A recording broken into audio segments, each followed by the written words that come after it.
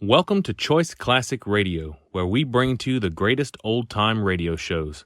Like us on Facebook, subscribe to us on YouTube, and thank you for donating at choiceclassicradio.com. This is your FBI.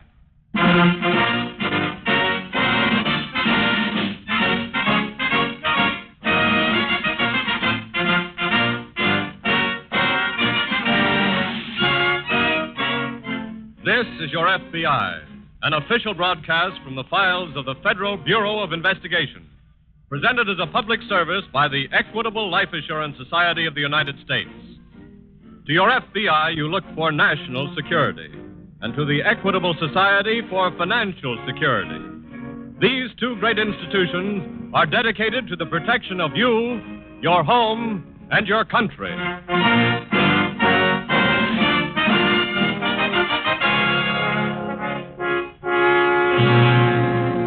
Tonight, the story of a crime against our fighting men. War fraud.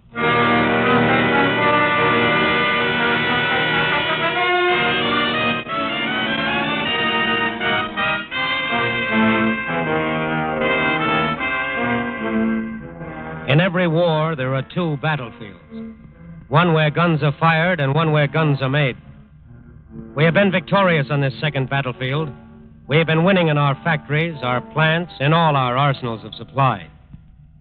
But there have been a few men who have fought the war of supply, not for us, but for the enemy. Because to these men, war has meant only one thing: a chance to make money. They have been caught. Sooner or later, these men are caught by the FBI. Because the workers in their plants are also working for this country. In one case, a war profiteer was caught because of a worker who was only a cleaning woman. A middle-aged woman who swept the floors in a plant which manufactured hand grenades for the government. Say, hold on there. What? Well, where are you dumping that stuff? In the trash barrel. Oh, that doesn't go in the trash barrel. But it's just the sweepings from the floor. I know, but... It's trash. Trash goes in the trash barrel. What's your name? Anna Waco. What's yours? Rockland. Oh, Mr. Rockland. Oh, I'm sorry. That's all right, Mrs. Waco. How long have you been working here? 3 months, sir. Surely you know by now that any sweepings with powder in them go in that box over there. But this powder isn't good for anything, Mr. Rockland. It's all mixed with dirt and shavings. Mrs. Waco, this is my plant. I'm manufacturing hand grenades for our government. One of the duties to anyone working for the government is to conserve material. But this powder... Will you let us worry about it? I... We have ways of sifting the powder from the dirt. We must conserve. Well, I've got 2 sons over there, and I'd hate for them to get a hand grenade with powder like... Mrs. Waco, any sweepings from the floor which have powder in them are to be dumped in that box. Yes, sir. After all, there's a war on, you know.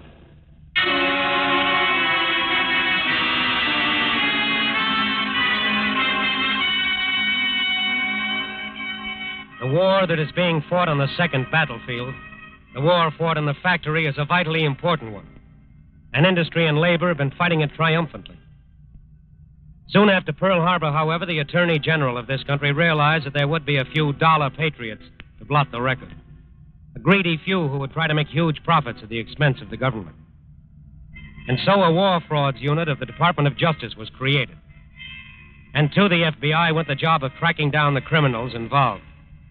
That's why, when Mrs. Anna Waco became suspicious of the Rockland Powder Company, she went to the offices of the FBI. Maybe he has got a way of getting the dirt out of the powder, but there are other funny things, too. Like what, Mrs. Waco? Well, Don't be afraid, please. Anything you say is just between us. The FBI will never do anything to endanger your position. Oh, I'm not afraid, Mr. Daly. Not for myself, anyway. Who, then? My daughter-in-law. She works in the plant, on the assembly line, putting in the powder charges. But they don't care how much powder goes in. Who doesn't care? Mr. Rockland or one of his sons. How many sons does he have? 4. And they're all nasty boys. One of them's Ruth's foreman, and he just keeps saying, hurry up, speed it up. He doesn't care if the grenades are any good. He just cares if they're getting out a lot of them. Mrs. Waco, You must know the government has inspectors checking those grenades before they leave the plant. Sure, I know. Well, if the grenades don't come up to specifications, they're not any good. Those inspectors are going to reject them. I know. Well, What happens to them after the inspectors turn them down? what do you mean? Oh, Mr. Daly, those Rocklands are just out to make all the money they can. They wouldn't be in such a hurry to turn out bad grenades unless they had some way of using them. Well, what way? I don't know, sir. But they're always talking and talking about conserving material. Yes. Well, good or bad material, I'll bet they've got some way of getting those rejected grenades out of that plant.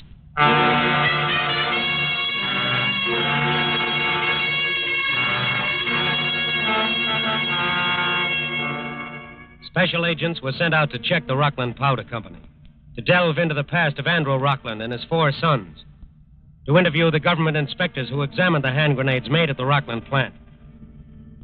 From the inspectors, FBI agents found that each day, a large number of grenades did not come up to government specifications and had to be rejected. These faulty grenades were supposed to be sent back and fixed. But whether they were or not, the inspectors didn't know. They had no way of knowing. But the FBI had a way of finding out. The inspectors were asked to mark a small red X on each rejected grenade. And then, after a few days, a case of hand grenades made by the Rockland Company was given microscopic examination. Hello, Bill. Oh, hello, Mr. Daly. What's new? You mean have we heard anything from your hand grenades yet? The answer's yes. Fine. Not so fine. What do you mean? How much do you know about specifications for hand grenades, Mr. Daly?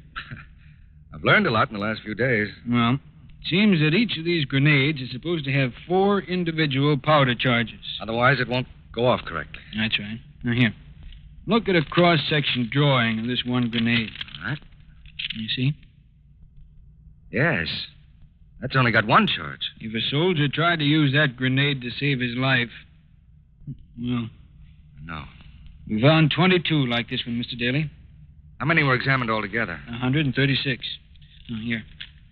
54 with only 2 charges. 37 with only 3 charges. And out of the whole lot, exactly 25 that met with specifications. Wow. That's not all. Not all. No.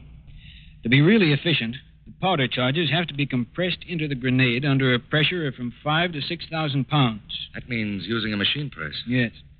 Some of these were made with a hand press. You know something? What?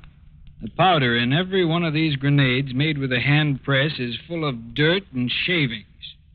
Almost as if... The powder had been swept up from the floor. Yes. Bill, let me see one of those grenades. Here. What are you looking for? A little red X. Oh, you won't find any on those, Mr. Daly. What? The faulty ones made with a machine press, they all have the red X on them. The others, the ones with the dirty powder and made with a hand press, they don't have any mark on them at all.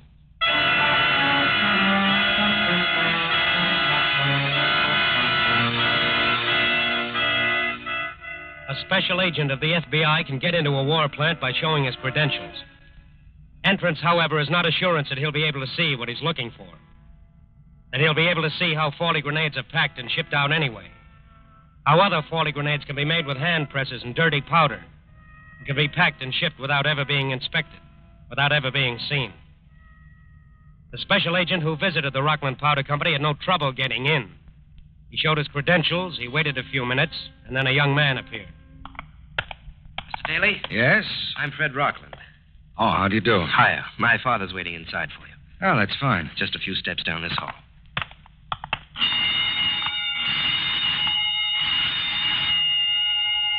What's that? Oh, just testing the burglar alarm, I guess. Oh, This way. thanks.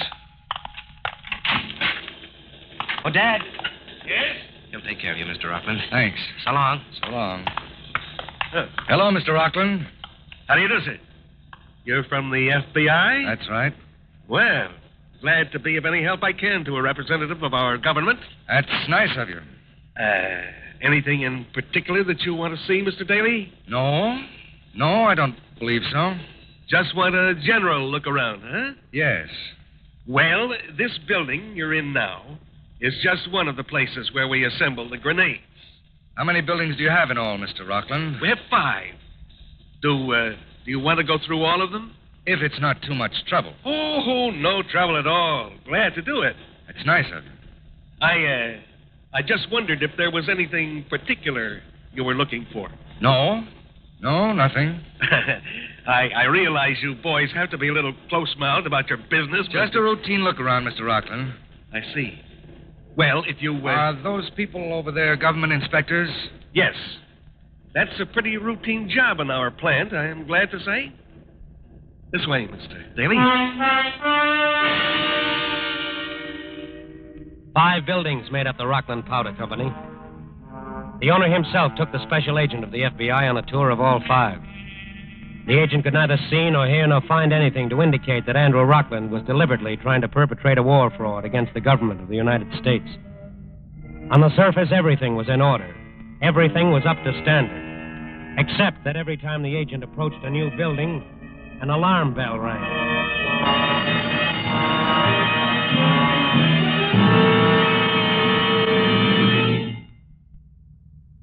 I suppose this is the last building? Yes. You've seen them all now. Well, I must say it seems to be a fine place. Thank you. We think it is. We're all pretty proud of our little contribution to the war. I'm sure you are. Tell me something. If 1 or 2 of the grenades happen to be faulty, what happens to them? Oh, they're set aside and remade. I see. I noticed that you have special boxes set aside for the rejects. Naturally. We don't want them to get mixed up with the others. Naturally. I was just... We can get out this way. Thanks. After you, sir. Thank you. And very nice of you to show me around, Mr. Rockland. Oh, not at all. I'm always glad to be of service to my government or any... What's the matter? Didn't you say you had 5 buildings? Yes. Well, isn't that small one over there... Oh, that one isn't used. I see. That's where I originally started my plant. But it's too old to be good for anything now. You suppose I could see it? Certainly. Some other time. Oh, as long as I'm here now, I I'm might afraid as well... not, Mr. Daly. I do have a business to run, you know. I can't spare any more time. Well, perhaps someone else could take me I around. don't think so. We all work very hard here. There's a war on, you know. Yes. Of course, I couldn't go through it myself. No. No, I think you'd have a little difficulty in doing that. Good day, sir.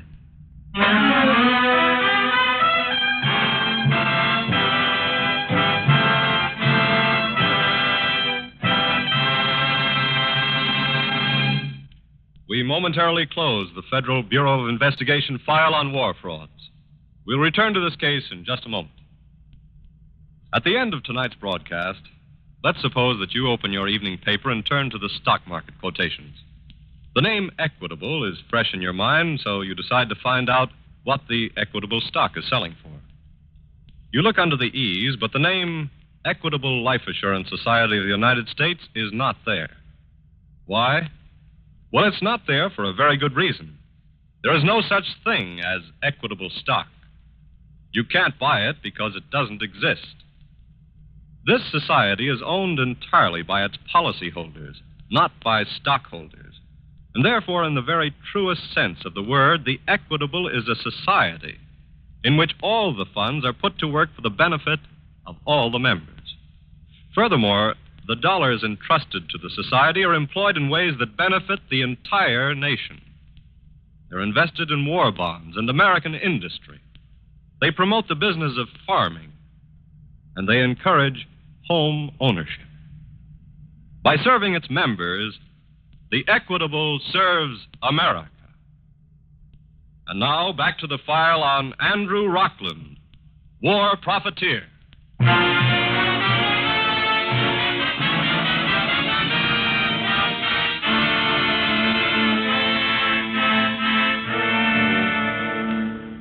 Agents of the FBI don't force their way into private property.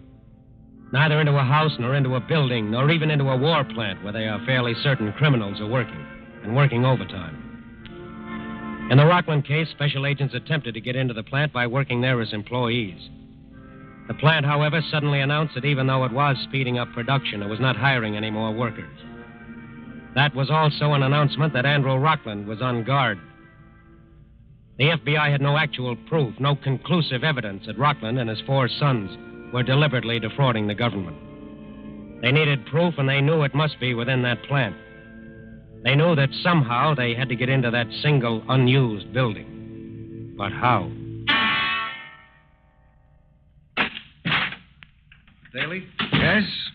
I'm Harvey Berkeley. Oh, how do you do, sir? Well, the boys over at the American Legion said you wanted to see me tonight. Yes, have a chair. Thanks. Always glad to sit after all the walking I do. And Mr. Berkeley, I wanted to see you because, frankly, we need your help. You need my help? The FBI needs my help? Yes? Will I tell my wife? We'd rather you didn't say anything to anybody. Oh, sure. But why me? We want to get into the Rockland powder plant. Oh. We need an employee to help us. Someone who's patriotic and can be trusted to keep quiet. We checked with the Legion and got your name. Did you check on me? We're satisfied. Well, name it, and if I can do it, no questions asked. Thanks. You're the safety engineer at the plant. That's my title. Just what do you do? Oh, pretty much what I think has to be done to keep the plant safe. You can get into all parts of it at any time. Sure. Can you get me in? Without anyone knowing who you are? Yes. Sure. What about the guards at the gate? Well, if you wear old working clothes, I can take you in with me. How? Well, I'm allowed to take on an extra man if I think I need one for special precautions. Mr. Berkeley, Yeah? would too much snow on the roofs of the plant buildings be considered a reason for special precautions? Why, sure. If it gets too heavy, there might be damage. Why? I was thinking. You might say you needed me to help shovel snow from the roofs. There's a lot of it now. Well, I could figure out an easier way. Less work for you. I'd rather do it that way. I'd like to shovel snow off the roof of that unused old building. Oh. You see, I want to get into that building. And I think the roof's probably the best way.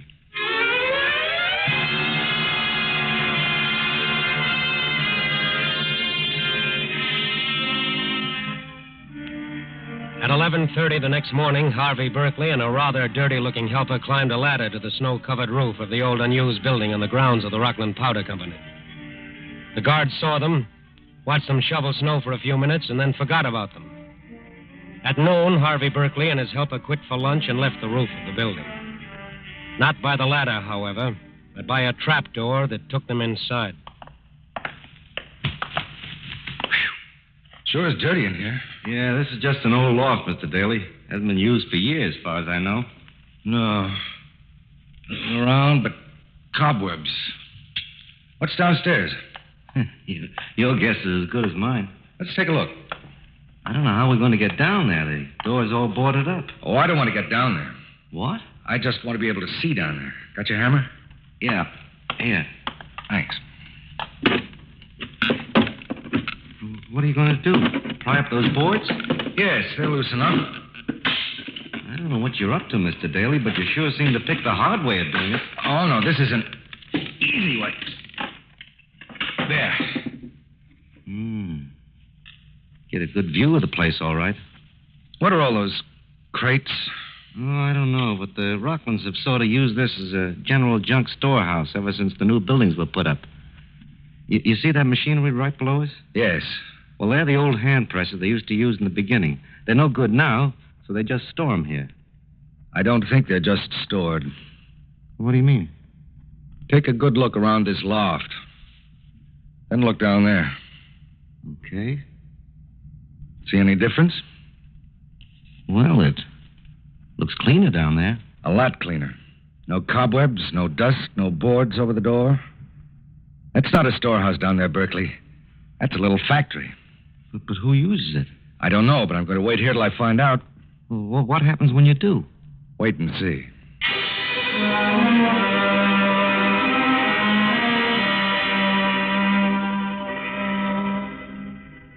For almost 10 hours, Special Agent Daly sat quietly and alone in the dusty loft of the unused building. For almost 10 hours, he waited.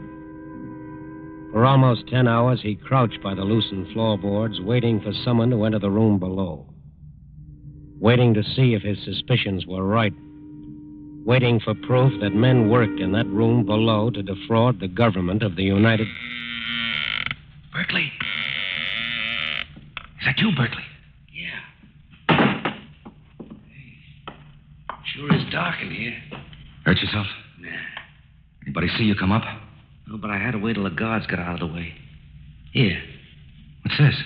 some sandwiches. Oh, thanks. You pick up that box for me? Yeah. What's in it? Who's down there? Wait till they turn on the... It's old man Rockland. Those his sons? Yeah. What have they got in that big box? Haven't you ever seen it before? It looks... Say, that's the box they use for powder sweepings from the floor. What the devil are Look.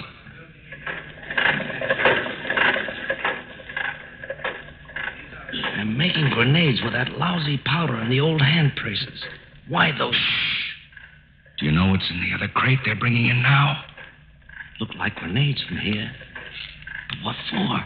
Those are the rejected grenades, Berkeley. Let me have that box you picked up for me. Here. Thank you. What are they going to do with rejected grenades? Hey, is that a camera you got? Yes. 16-millimeter movie camera. You're not going to take... Yes, I'm going to photograph Mr. Rockland and his 4 sons at work cheating the government. We've got plenty to take pictures of down there. I'm glad the hand presses are right underneath, with Mr. Andrew Rockland working them and giving me a nut. What's the matter? Rockland's looking right up here. Probably heard the camera. Turn it off. No. He probably isn't sure what the sound is. If I turn it off, he'll know it's coming from up here. We've got to leave it on and take a chance. Sounds so loud. He's calling one of his sons over. Mr. Daly, if they... Shh. Too late now. Mr. Daly, there. God. I'm back on the hand presses again. I thought for sure he spotted us. The son probably told the old man he was hearing things. That's a break. It sure is. Now we're really in business.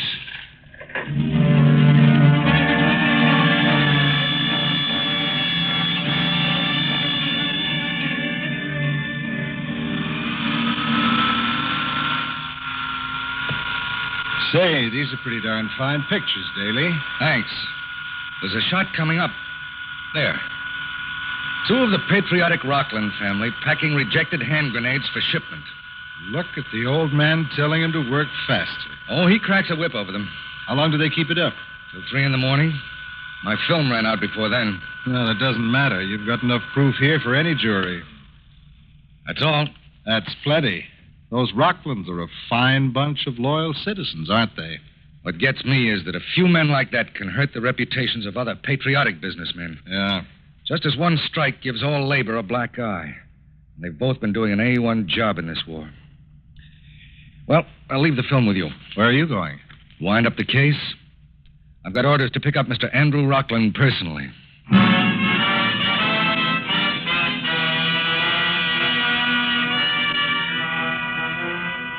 Like many criminals, Andrew Rockland posed as an ardent patriot. And part of that bogus patriotism was not driving a car to work, even though he could afford one. In the evenings, Andrew Rockland drove a car to parties and to the movies. But during the day, when he was a loyal, hard-working businessman, he took the interurban train from his house to his factory and from his factory to his house. At 5:35 one afternoon, Andrew Rockland stood on the interurban railway station platform, waiting, as usual, for the train that would take him home after his day's work had ended. And before his night's work began. Dad. Freddie, I thought I told you to glad stay. I found you. What's the matter? I was afraid you'd For left. heaven's sake. What's got into you? Dad, they're after us. Who? The FBI. What? They're at the plant now. Oh, nonsense. They can't get in if I let They don't want to get in. I'm trying to tell you, Dad. They don't have to get in. Freddie, Will you make some sense? They've got warrants for all of us. They've arrested Pete and Tom and Joe. Calm down. I ducked out the back. And they're looking for you, too. Well, let them find me. Dad, don't you understand? Yes, I understand. But so what? There isn't anything they can prove. Not one single solitary thing. And until they get in the old building... They've been in the old building. What do you mean? Last night, one of them was up in the loft watching us while we worked. Oh, let him try to prove it. But he wasn't alone. I don't care how many witnesses... Dad, will you listen? He had a camera with him. A movie camera. They've got pictures of us working. Freddie. It's true. I heard them telling Pete. A camera? Yeah, a movie camera. Dad, what are we going to do? A camera? Where can we go? They've got us dead to rights. Dad, where are you running? Dad!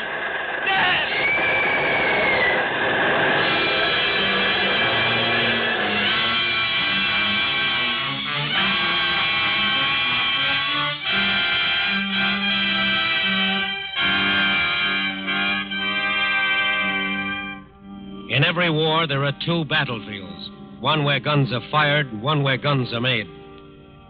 We have been victorious on this second battlefront. Industry and labor have been winning the battle in our factories and in our plants. There have been a few men, a few greedy men, a few criminal men who have tried to defraud the government in order to make enormous profits. These men have been caught by the FBI. And if there are any others, they too will be caught by the FBI. Because none of them can run a factory single-handed. They need to have people working for them and with them. People who know that working in a factory today is fighting a war. People who are fighting the war not because they want to make money, but because they want to win a new world for themselves and all those who will come after them.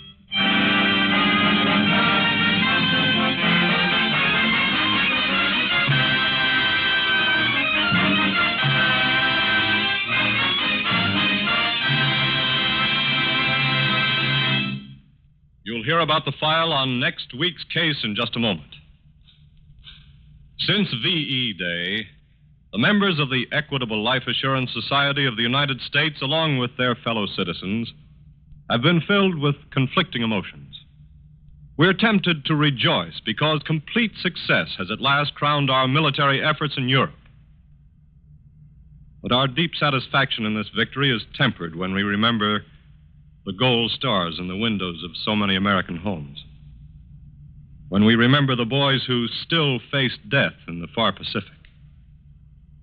We honor the fighting men whose courage and steadfastness have made possible one of the greatest military achievements in American history. But our hearts go out to the parents of those American boys who will not return to the homes they died to defend. So we believe that this is a time for prayer. It's a time to stay on the job, to resolve that we will not relax our efforts until final victory in the Pacific is ours. To that ardently desired end, the Equitable Society, speaking for its management, its employees, and its 3,200,000 members, pledges its unswerving and untiring support.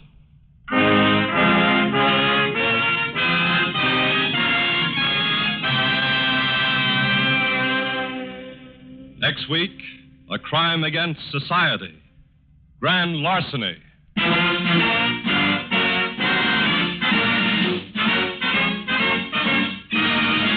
incidents used in tonight's broadcast are taken from the files of the Federal Bureau of Investigation. However, all names used are fictitious. Any similarity thereof to the names of persons living or dead is accidental. In tonight's case, Andrew Rockland was played by Jack McBride. The music was composed and directed by Van Cleve. The author was Lawrence MacArthur, and your narrator was Frank Lovejoy. This is Your FBI is a Jerry Devine production.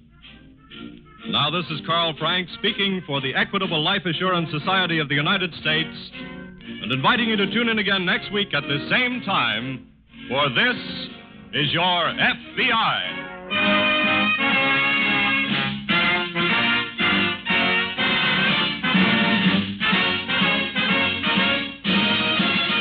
This is the Blue Network of the American Broadcasting Company.